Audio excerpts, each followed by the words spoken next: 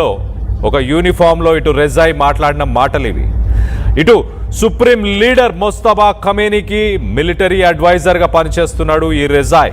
బుధవారం రోజు ఇరాన్ అమెరికాకు సంబంధించిన నావీ షిప్లన్నింటినీ కూడా ఇటు స్ట్రైట్ ఆఫ్ హార్మోజ్ని కంట్రోల్లోకి తీసుకోవాలని ప్రయత్నం చేస్తే వాటి అన్నిటినీ పేల్ చేస్తామంటూ చెప్పుకొచ్చాడు. అలాగే ఇటు అమెరికాని క్రిటిసైజ్ చేసే ప్రయత్నం చేశాడు. ప్రపంచంలోనే స్ట్రాంగెస్ట్ ఆర్మీ ఉన్న అమెరికా అసలు స్ట్రైట్ ఆఫ్ హార్మోస్లో వాళ్ళకి పనేంటి, ఇక్కడ వాళ్ళు చేయాల్సిన పనులేంటి, ఎందుకు వచ్చారు ఇక్కడికి, అవసరమేముంది అన్న మాటలు కూడా ఇటు రెజాయ్ మాట్లాడాడు. మోసిన్ రెజాయ్ గతంలో ఇటు ఇరాన్కి సంబంధించిన commander in chief, Islamic revolutionary గార్డ్స్కి కమాండర్ ఇన్ చీఫ్గా పనిచేశాడు. కానీ ఆ బాధ్యతలు ఇప్పుడు ప్రస్తుతానికి నిర్వహించట్లేదు. ఇటు ముస్తఫా ఖమేనీకి ఒక అడ్వైజర్గా పనిచేస్తున్నాడు. ఇటు ఇస్లామాబాద్ పాకిస్తాన్లో జరిగిన చర్చల్లో కూడా పాల్గొన్నాడు. ఆ చర్చలు సఫలం కాకపోవడంతో దాని తర్వాత రెజాయ్ ఒక స్టేట్మెంట్ ఇచ్చాడు. అమెరికా గనక యుద్ధానికి సిద్ధంగా ఉంటే మేము సిద్ధంగా ఉన్నాం పోరాడడానికి అంటూ ఇటు రెజాయ్ మాట్లాడాడు. సో మొత్తం మీద ఇరాన్ ఏమాత్రం కాంప్రమైజ్ అయ్యే ఉద్దేశం లేదు. స్ట్రైట్ ఆఫ్ హార్మజ్లో అమెరికన్ షిప్స్ ఏవైతే అక్కడ ఉన్నాయో వాటన్నిటిని పేల్చేస్తామంటూ ఒక అల్టిమేటం. అసలు అమెరికాకు సంబంధించిన పవర్ఫుల్ ఆర్మీకి ఇక్కడ పనేంటి, ఈ షిప్స్ అన్నీ మా ఫస్ట్ మిసైల్స్కే కూలిపోబోతున్నాయి అంటూ ఇటు సెన్సేషనల్ కామెంట్స్ చేశాడు. మరో పక్కన స్ట్రైట్ ఆఫ్ హార్మోజ్ జస్ట్ 34 కిలోమీటర్ల వెడల్పు మాత్రమే. స్ట్రైట్ ఆఫ్ హార్మోజ్ నుంచి 20% ప్రపంచానికి గ్లోబల్ ఆయిల్, అలాగే మరీ ముఖ్యంగా ఇటు సౌదీ, ఎమిరాతీ, ఇరాకీ వీటన్నిటికి సంబంధించిన ఎనర్జీ ఎక్స్పోర్ట్స్ కూడా ఇక్కడి నుంచి వెళ్తుంటాయి. ఇరాన్ ప్రస్తుతానికి ఈ యుద్ధం మొదలైనప్పటి నుంచి ఇప్పటిదాకా పదుల సంఖ్యలో ఆయిల్ ట్యాంకర్స్ని, కమర్షియల్ షిప్స్ని వీటన్నిటిని కూడా పేల్చేసింది. First and only round of US Iran negotiations జరిగినప్పటి నుంచి ఇప్పటిదాకా ఇటు parliament speaker Mohammad Bagher Ghalibaf ఆయన ఒక ఏరోస్పేస్ ఫోర్సెస్కి గతంలో ఒక కమాండర్గా కూడా పనిచేశాడు. ఆయన కూడా ఒక స్టేట్మెంట్ ఇచ్చాడు, if you fight we will fight. అంటే అమెరికా యుద్ధానికి సిద్ధంగా ఉంటే మేము యుద్ధానికి సిద్ధంగానే ఉన్నామంటే చెప్పుకొస్తున్నారు. ఈ ట్యాంకర్ల పైన దాడులు 1980 నుంచి ఇప్పటిదాకా కొనసాగుతూనే ఉన్నాయి. మొదటగా 1981 నుంచి 88 ద ట్యాంకర్ వార్ అని, దీన్ని ఒక ట్యాంకర్ వార్ అని పిలుస్తారు. ఇరాన్, ఇరాక్ చాలా సిస్టమేటిక్గా commercial ships, straight of Hormuz నుంచి వెళ్ళే కమర్షియల్ షిప్స్ని ఇరాన్, ఇరాక్ ఈ రెండు దేశాల్లో 1981 నుంచి 87 దాకా టార్గెట్ చేశాయి. 1987లో కూడా అమెరికానే ఎస్కాట్ చేసి కువైట్కి సంబంధించిన ఆయిల్ ట్యాంకర్స్ని అక్కడి నుంచి తీసుకెళ్లే ప్రయత్నం చేసింది. దాని తర్వాత అక్టోబర్ 1987 ఆపరేషన్ నింబుల్ ఆర్చర్, అమెరికాకు సంబంధించిన వార్ షిప్స్ ఇరాన్లోని ఆఫ్షోర్ ఆయిల్ ప్లాట్ఫామ్ని డైరెక్ట్గా హిట్ చేశాయి. దీంతో అమెరికా ఆయిల్ ట్యాంకర్లని ఇరాన్ కూల్చేసింది. దాని తర్వాత 1988 ఆపరేషన్ ప్రేయింగ్ మ్యాంటిస్, ఇరాన్కి ఇటు అమెరికాకు సంబంధించిన frigate USS Samuel B Roberts ఇరాన్కి సంబంధించిన మైన్స్ని స్ట్రైక్ చేసింది.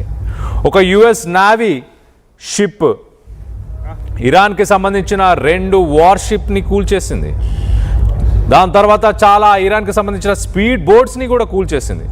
సో మొత్తం మీద 1980 నుంచి ఇప్పటిదాకా ఈ స్ట్రైట్ ఆఫ్ హార్మోజ్ పైన దాడులు కొనసాగుతున్నాయి.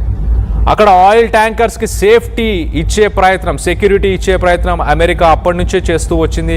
దానికి సంబంధించి కొన్ని ఆపరేషన్స్ని కూడా కండక్ట్ చేసింది. ఆపరేషన్ నింబుల్ ఆర్చర్ 1987, అలాగే operation Praying Mantis 1988, Iran Air flight 655 1988లో అమెరికా ఒక గైడెడ్ మిసైల్స్ యుఎస్ఎస్ వినెసెస్ ఒక తప్పిదం ద్వారా, ఒక మిస్టేక్ ద్వారా ఇరాన్కి సంబంధించిన ఒక ఎయిర్ లైన్ని, సివిలియన్స్కి సంబంధించిన ఒక ఫ్లైట్ని కూల్చేసింది. దాంట్లో 290 మంది సివిలియన్స్, సామాన్య ప్రజలు చనిపోయారు. ఇది 1988లో జరిగింది. దాని తర్వాత 2007లో నావల్ ప్రెజెన్స్ ఎస్కలేట్ అయింది. టెన్షన్స్ హై లెవెల్కి చేరుకున్నాయి. అమెరికాకు సంబంధించిన నావీ 2 ఎయిర్ క్రాఫ్ట్ క్యారియర్స్ని, ఇప్పుడు ఎలాంటి ఎయిర్ క్రాఫ్ట్ వార్షిప్స్ని డిప్లాయ్ చేసిందో గతంలో 2007లో కూడా అలానే డిప్లాయ్ చేసింది. దాదాపు 100 జెట్స్ని గల్ఫ్ దేశాలపైకి పంపించింది ఇరాన్కి వ్యతిరేకంగా. సో 1981 నుంచి ఇప్పటిదాకా ఈ స్ట్రెయిట్ ఆఫ్ హార్మోజ్ పైన ఆధిపత్య పోరు నడుస్తూనే ఉంది. ఇప్పుడు ప్రస్తుతానికి దానిపైన అమెరికాకు పనేంటి? ప్రపంచంలోనే సుపీరియర్ ఆర్మీ అయిన అమెరికన్ ఆర్మీ ఇక్కడ ఏం చేస్తుంది అంటూ ఇరాన్ క్వశ్చన్ చేస్తుంది. ఇరాన్కి సంబంధించి ముస్తఫా ఖమేనీ ఆయన అడ్వైజర్ మోసిన్ రెజాయ్ కొన్ని స్టేట్మెంట్స్ ఇచ్చాడు. అమెరికాకి ఏం పని ఉంది ఇక్కడ? ఆ యుద్ధ నౌకలు లైన్ క్రాస్ చేసినా, ఇరాన్ నుంచి వచ్చే షిప్స్ని బ్లాక్ చేసినా ఇమీడియట్గా మా ఫస్ట్ మిసైల్స్తోనే ఆ నావీ షిప్స్ని కూల్ చేస్తామంటూ ఇరాన్ స్టేట్మెంట్ ఇచ్చింది. ఇరాన్కి 70 to 80% రెవెన్యూ తన ఆయిల్ నుంచే వస్తుంది. ఆ ఆయిల్ ఇటు గోస్ట్ షిప్స్ ద్వారా ప్రస్తుతానికి ఇటు చైనా ఇతర దేశాలకు సరఫరా చేస్తుంది. యుద్ధం మొదలైనప్పటి నుంచి ఇటు గల్ఫ్ దేశాల్లో దాదాపు 70% అక్కడి నుంచి ఎక్స్పోర్ట్స్ తగ్గిపోయాయి, నిలిచిపోయాయి. ఇరాన్ ఆయిల్ డిమాండ్ అమాంతం పెరిగిపోయింది. ఒక్కసారిగా అమాంతం పెరిగిపోవడంతో ఇరాన్ దానిపైన లబ్ధి పొందుతుంది అంటూ అమెరికా దానిపైన కన్ను వేసింది. ఇరాన్ ఎకానమీని కొలాప్స్ చేస్తే ఇరాన్ మీద ప్రెషర్ బిల్డ్ చేయొచ్చు, యుద్ధం నుంచి వెనక్కి వెళ్ళిపోతుందన్న ఉద్దేశంతో అమెరికా ఈ డెసిషన్ తీసుకుంది. ఇరాన్ మాత్రం ఏమాత్రం తగ్గట్లేదు. గోస్ట్ షిప్స్ అంటే కొన్ని షిప్స్లో రాడార్ ఆఫ్ చేసుకొని, జీపీఎస్ ఆఫ్ చేసుకొని స్ట్రెయిట్ ఆఫ్ హార్మోజ్ని దాటి చైనాకు వెళ్ళే ప్రయత్నం చేస్తున్నాయి. అలాంటి షిప్స్ని కూడా మేము టార్గెట్ చేస్తాం. ఇరాన్ పోర్ట్స్ నుంచి ఏ షిప్ బయటకు వచ్చినా ఆ షిప్ ఖచ్చితంగా మాకు టార్గెట్ అంటూ అమెరికా చెప్పుకొస్తుంది. హై టెన్షన్ వాతావరణం నెలకొంది. మరోపక్కన లెబనాన్ ఇజ్రాయెల్కి సంబంధించి 35 సంవత్సరాల తర్వాత మొదటిసారి లెబనాన్ ఇజ్రాయెల్కి సంబంధించిన చర్చలు కొనసాగుతున్నాయి. మరి లెబనాన్ ఇజ్రాయెల్కి సంబంధించిన చర్చలు సఫలమయ్యే అవకాశం ఉందా? ఇటు మరోపక్కన పీస్ టాక్స్ పాకిస్తాన్లో జరగబోతున్నాయి. ఇటు అమెరికా అలాగే ఇటు ఇరాన్కి సంబంధించిన పీస్ టాక్స్ ఇటు పాకిస్తాన్లో జరగబోతున్నాయి. ఈ నేపథ్యంలో మరి అవి కూడా సక్సెస్ అయ్యే అవకాశం ఏమైనా ఉందా? ఒకవేళ సక్సెస్ కాకపోతే రానున్న రోజుల్లో యుద్ధం ఇంకా ఉధృతమయ్యే అవకాశం ఉంది.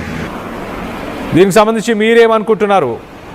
ట్రంప్ చేస్తున్న వార్నింగ్స్, ఇటు ముస్తఫా ఖమేనీ అలాగే ఇరానియన్ ఆఫీషియల్స్ చేస్తున్న వార్నింగ్స్ వల్ల యుద్ధం కొనసాగుతుందని మీరు భావిస్తున్నారా? రానున్న రోజుల్లో ఎలాంటి పరిస్థితులు ఉండబోతున్నాయి అంటూ మీరు అభిప్రాయపడుతున్నారు? మీ అభిప్రాయాలను కింద కామెంట్ రూపంలో తెలియపరచండి.